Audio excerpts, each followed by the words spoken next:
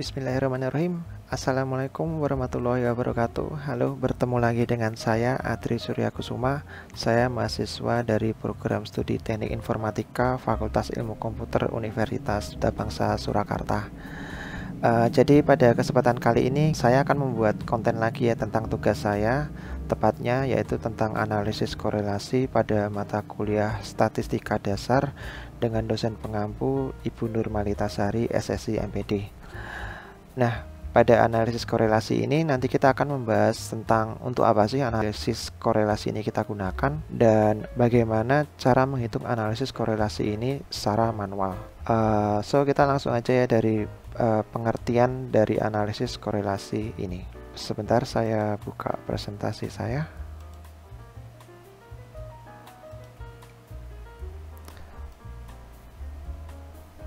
Ya, analisis korelasi.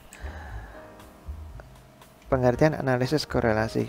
Analisis korelasi itu digunakan untuk mengetahui derajat hubungan antara dua variabel atau lebih. Dan derajat hubungan antara dua variabel atau lebih ini biasanya disimbolkan dengan koefisien korelasi, yaitu ukuran yang digunakan untuk mengetahui derajat dari hubungan variabel tersebut ya.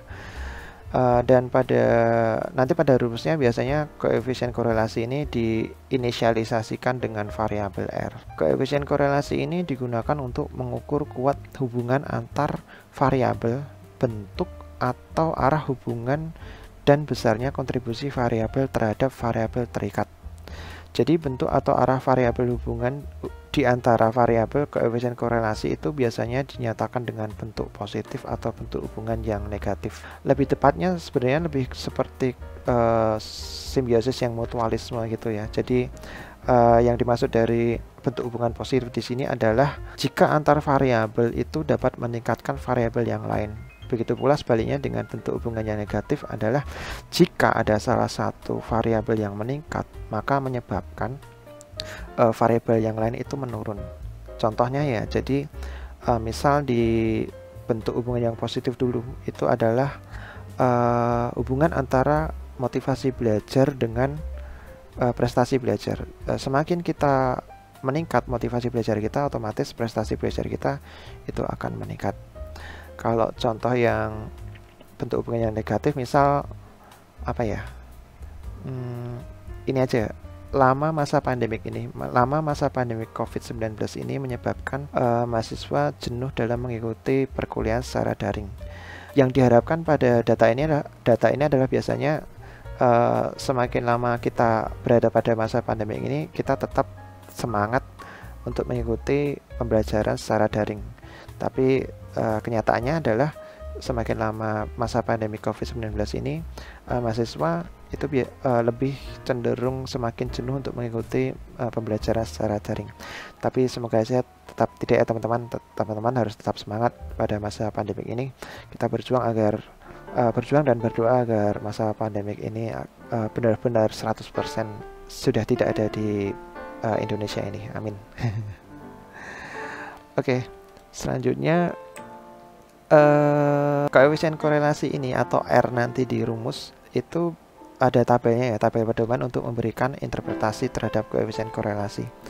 Jadi kekuatan hubungannya itu mulai dari sangat rendah atau lemah sekali hingga sangat tinggi atau kuat sekali, dan ini ada skornya. Jadi ada interval nilainya, yaitu untuk 0 sampai 0,199 itu sangat rendah. Lalu yang sangat tinggi itu dimulai dari interval nilai 0,8 sampai 1 itu kekuatan hubungannya sangat tinggi atau kuat sekali. Nah, pada analisis korelasi ini kita akan membahas analisis korelasi secara sederhana ya teman-teman. Jadi sebenarnya ya analisis korelasi itu ada dua jenis, yaitu analisis korelasi sederhana dan analisis korelasi ganda.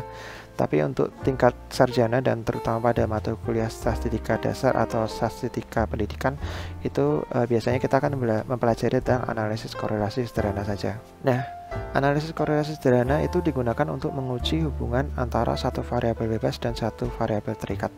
Dan analisis korelasi sederhana itu ada dua. Yang pertama adalah percent product moment, yaitu untuk menguji hubungan antara dua variabel yang berbentuk biasanya datanya interval atau rasio. Sedangkan Spearman rank itu untuk menguji hubungan antara dua variabel yang berbentuknya ordinal, atau lebih tepatnya jadi bertingkat ya kalau ordinal, atau tata jenjang gitulah bentuk-bentuk data seperti itu.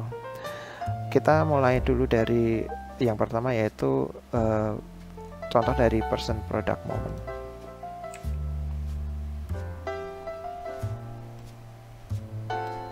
Nah, person product moment itu dirumuskan dengan rumus seperti ini. Jadi R sama dengan N kali sigma XY dikurangi sigma X dikali sigma Y dibagi akar dari N dikali sigma X kuadrat dikurangi sigma X dikuadratkan, lalu dikali dengan N dikali sigma Y kuadrat dikurangi sigma Y dikuadratkan, dengan keterangan sebagai berikut. R adalah koefisien korelasi tadi, N jumlah data, sigma X adalah jumlah skor dari variabel X, dan sigma Y adalah jumlah skor dari variabel Y. Nah, contoh dari person product moment ini adalah saya memberikan contoh seperti ini. Seorang ini sebelumnya saya mohon maaf, ini saya hanya memberi contoh untuk penerapan pada rumus person product moment ini, sedangkan data sampel atau responden di dalamnya itu adalah responden fact ya. Jadi saya hanya ngawur lah bahasa Jawanya seperti itu. Jadi nanti jika ada yang agak aneh di datanya, saya mohon maaf sebelumnya ya. Kita langsung aja di contoh soalnya. Jadi seorang peneliti ingin mengetahui hubungan orang yang pandai bermain game Dota 2, dan nanti orang yang pandai game Dota 2 ini kita masukkan pada variabel X dengan kestabilan emosinya yang kita masukkan di variabel Y. Data penelitiannya adalah sebagai berikut. Saya membuat contoh data sampel dari responden itu jumlahnya ada 16 datanya seperti ini. Jadi kita lihat dulu datanya. Jadi orang yang misal data 1 ini ya, jadi orang yang pandai bermain game Dota 2 pandainya 100 itu ya, itu kestabilannya emosi. Tapi ini saya ada yang data agak aneh, agak rancu ya. Jadi di nomor 13 ini orang yang bermain game Dota 2 itu pandainya cuma 40, tapi kestabilan emosinya juga malah lebih tinggi gitu. Tapi tidak apa-apa ya, ini hanya contoh, dan kita coba langsung aja di perhitungannya dari person product moment ini. Oh ya, sebelumnya analisis korelasi ini itu sebenarnya uji hipotesisnya hampir mirip seperti uji hipotesis sebelumnya ya. Jadi seperti uji hipotesis rata dan lain sebagainya. Jadi langkah-langkahnya itu hampir sama seperti uji hipotesis yang lain. Jadi yang pertama otomatis kita merumuskan H0 dan H1 atau HA-nya, lalu menentukan taraf signifikan atau alfanya, lalu kita menentukan uji statistika yang digunakan, terus menghitung nilai uji atau komputasinya. Nanti biasanya juga bisa kita gambarkan daerah kritisnya, lalu kita menentukan hasil dari H0 H1 nya seperti apa, dan terakhir kesimpulan. Kurang lebih sebenarnya hampir sama sih, tapi nanti pada contoh ini saya tidak membuat DK nya ya. Jadi tapi untuk langkah-langkah lainnya hampir mirip. Jadi selanjutnya adalah yang pertama ya, tadi kita menentukan hipotesanya seperti apa dulu. Jadi H0 kita bisa tuliskan tidak terdapat hubungan antara orang yang pandai bermain game Dota 2 itu dengan kestabilan emosinya. Lalu yang H1 atau HA-nya kita bisa tuliskan terdapat hubungan antara pandai bermain game Dota 2 dan kestabilan emosinya. Lalu selanjutnya kita menghitung data yang dibutuhkan.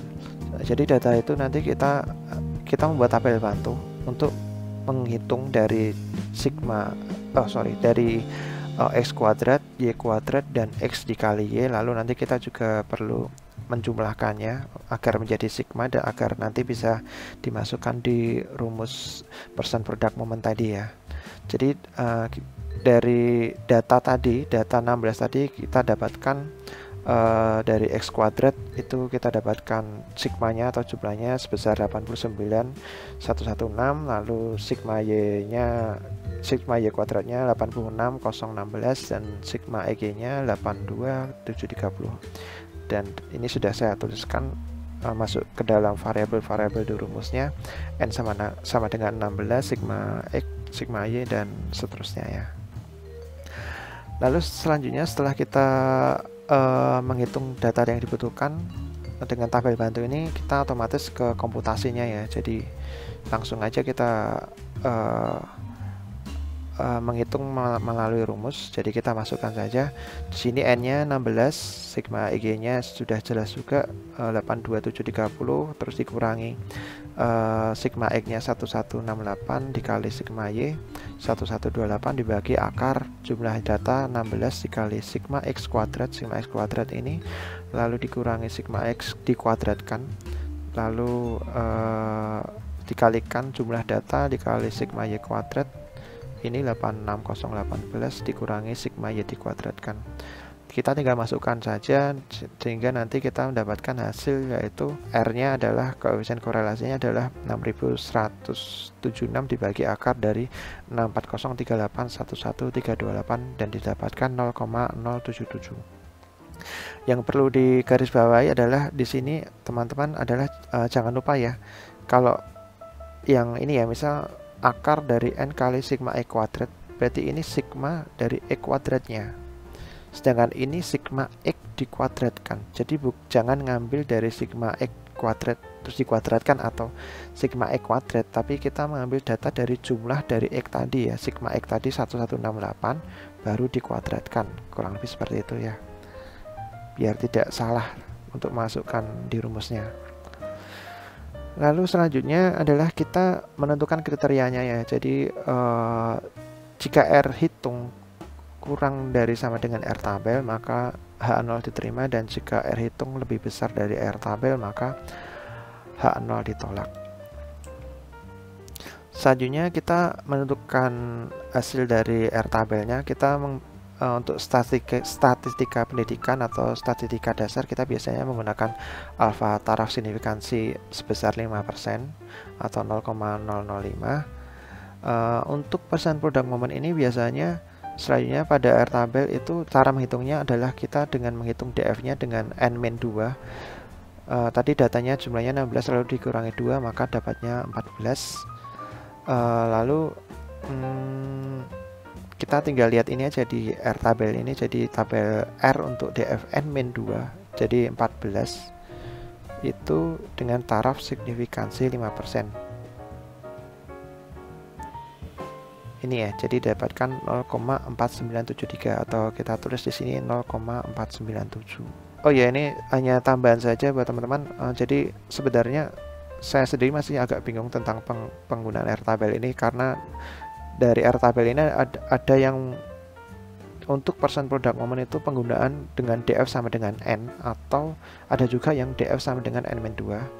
Lalu saya melihat di ini ya, ada web di spssindonesia.com ini ternyata ada acuan atau pendapat, yaitu catatan ini ya. Jadi ada pendapat, saya besarin aja, ini ada pendapat yang menyatakan bahwa rumus membaca R tabel adalah mengacu pada nilai N-2. Hal ini tidak sepenuhnya salah, namun dalam konteks uji validitas persen, maka nilai N ini tidak perlu kita kurangi 2, sebabnya kita menggunakan rumus N-2, maka dalam kasus tertentu dapat terjadi kesimpulan yang berbeda antara perbandingan nilai R hitung dengan R tabel dan perhitungan nilai signifikan. Jadi teman-teman nanti bisa lihat di ini aja, di spssindonesia.com tentang cara membaca tabel R dari persen product moment ya. Kita kembali di sini. Untuk sebenarnya kalau saya sendiri agar tidak salah ya penggunaan dari R tabelnya ini, saya memilih dua jenis dari R tabel ya. Jadi kalau pengen menggunakan yang DF sama dengan N atau DF sama dengan N-2. Jadi biasanya di sini dituliskan DF sama dengan N-2 atau DF sama dengan N. Kalau teman-teman menggunakan R tabel jenis DF sama dengan N, berarti yang dipakai berarti nanti diperhitungnya jangan dikurangi 2, tetap harus N gitu.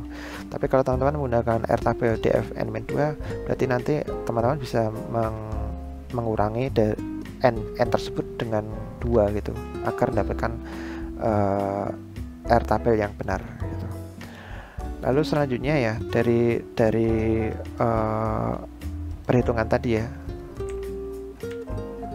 Nah ini tadi kan dari R observasi kita atau RYE kita itu kita dapatkan 0,077, sedangkan pada R tabel kita dapatkan 0,497. Berarti R tabelnya lebih besar ya. Otomatis R hitung lebih kurang sama dengan R tabel, sehingga H0 diterima. Jadi kesimpulannya pada kasus ini, kasus buat player-player game Dota 2 ini, ternyata tidak terdapat hubungan antara pandainya kita bermain game Dota 2 dengan kestabilan emosi. Oke, langsung aja ya ke analisis korelasi menggunakan Spearman Rank. Nah, kita langsung aja untuk rumus Spearman Rank sendiri adalah bisa dituliskan sebagai berikut, yaitu RU sama dengan 1 dikurangi 6 dikali jumlah atau sigma D kuadrat dibagi N dikali N kuadrat min 1, dengan keterangan sebagai berikut. R sama dengan koefisien korelasi Spearman Rank, N jumlah data, dan D beda peringkat yang berpasangan. Jadi saya tadi menjelaskan tentang bahwa Spearman Rank itu biasanya digunakan untuk jenis data yang ordinal ya. Jadi otomatis ada beda peringkatnya gitu, atau istilahnya apa ya, tata jenjang gitu. Jadi ada tingkatannya. Nanti kita membuat ranking untuk contoh kasus pada uji hipotesis menggunakan Spearman Rank ini pada uji korelasi ini, analisis korelasi ini. Ya, ini saya memberikan contoh soal tentang seorang peneliti ingin mengetahui hubungan hasil ujian statistika, kita simpulkan dengan variabel X, dengan hasil ujian matematika diskrit, kita simpulkan dengan variabel Y. Data penelitiannya adalah sebagai berikut. Saya memberi contoh data sejumlah N10, lalu datanya untuk statistikanya ya nih, untuk hasil ujian statistikanya adalah mulai dari 60 sampai 10. Data ke 10 itu adalah 90, dan untuk hasil ujian matematika diskrit mulai dari data 1 yaitu 70 hingga data 10 nya adalah 85. Nah, selanjutnya kita memerlukan tabel bantu ya. Jadi kita membuat ranking dulu. Oh ya, saya lupa. Sebelumnya kita menentukan hipotesisnya dulu ya, seperti pada uji hipotesis pada umumnya ya, kita harus merumuskan H0 dan HA atau H1 nya. Jadi dari contoh kasus soal tadi kita bisa merumuskan, yaitu H0 itu tidak terdapat hubungan antara hasil ujian statistika X dengan hasil ujian matematika diskrit Y.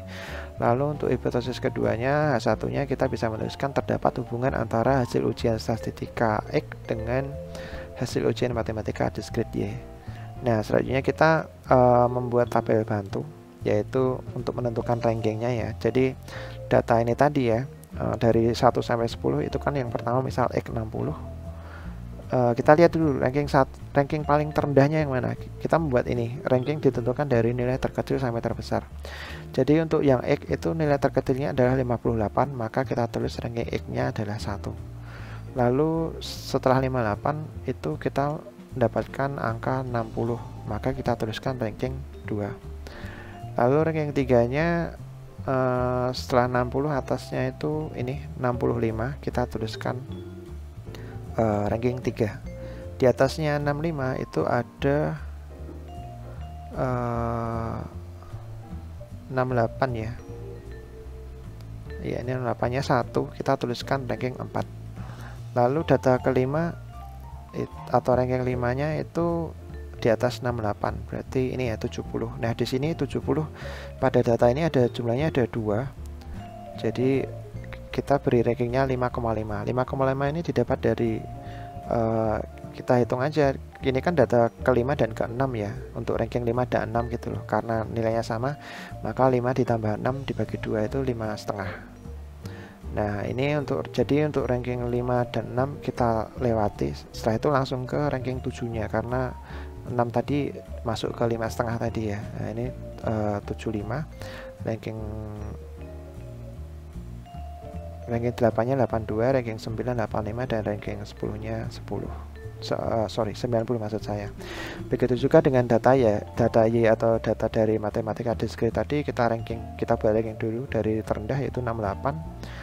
Terus sampai seterusnya. Ini untuk yang nilai 70 ternyata ada 3, jadi kita tinggal bagi aja. Karena ada 3 ya, kita bagi 3, maka tidak ada ganjilnya ya. kecuali ini 80, ini ranking 7,5, ini berarti ranking 7 dan ranking 5 kurang lebih, ranking 7 dan ranking 8 maksud saya, kurang lebih seperti itu. Kita membuat tabel bantu seperti ini. Oke, selanjutnya kita menghitung data yang diperlukan. Kita membuat tabel bantu tambahan lagi untuk merumuskan D-nya ya. Jadi D itu didapatkan dari ranking X dikurangi ranking Y. Lalu nanti kita membutuhkan D kuadrat juga agar bisa kita masukkan di rumus Spearman rank tadi.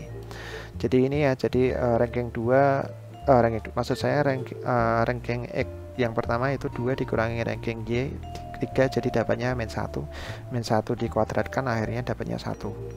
Begitu juga ini 5,5 dikurangi 5, 0,5 dikuadratkan 0,25 sampai ke data 10, dan nanti D kuadratnya ini kita jumlahkan agar kita bisa masukkan di sigma D kuadrat.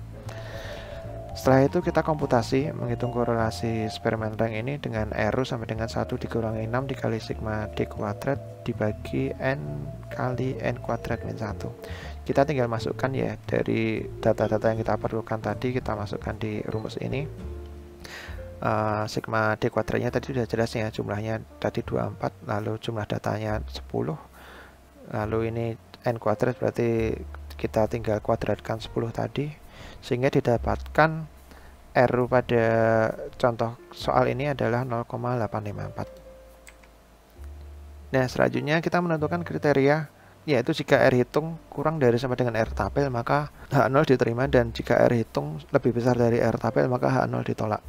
Selanjutnya kita mencek lagi di R tabel, menentukan R tabel seperti biasa dengan taraf signifikansi atau alfa 5% untuk statistika dasar atau pendidikan, dengan N-nya tadi 10. Nah, di sini saya memberikan contoh untuk R tabel menggunakan tabel N ya, bukan N-2 lagi ya. Jadi kita tinggal masukkan saja, kita cari ini N-nya 10, R tabelnya 5% itu 0,648. Kita lihat ya di sini 5%, 10 ini 0,648. Setelah itu kita bandingkan saja. Ternyata dari hasil tadi, dari hasil R observasi kita dari perhitungan R korelasi Spearman rank tadi 0,854 itu ternyata lebih besar dari R tabel yang kita dapatkan, yaitu 0,648, sehingga bisa kita ambil keputusan untuk ujinya yaitu H0 ditolak. Sehingga kesimpulannya adalah berarti terdapat hubungan yang positif antara hasil ujian statistika dan hasil ujian matematika diskrit. Ya, kurang lebih seperti itu teman-teman, penjelasan dari saya tentang analisis korelasi ini. Apabila ada kurang lebihnya saya mohon maaf sebesar-besarnya. Terima kasih. Semoga bermanfaat. Wassalamualaikum warahmatullahi wabarakatuh.